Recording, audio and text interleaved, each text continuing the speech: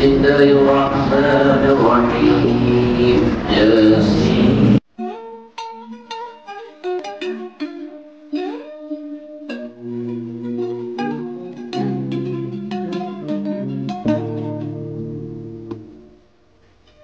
Ya salam alayka ya Rasul, salam alayka ya Habib.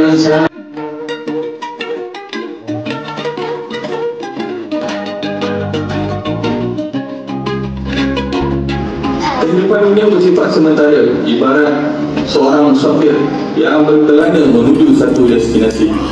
Bersegeralah kita untuk beramal soleh dan mendapat keampunan Allah Subhanahu. Kami sepakat meletakkan nama musola ini dengan nama Musola Ar-Raudah bersempena dengan Bulletin Ar-Raudah yang Ustaz Afiq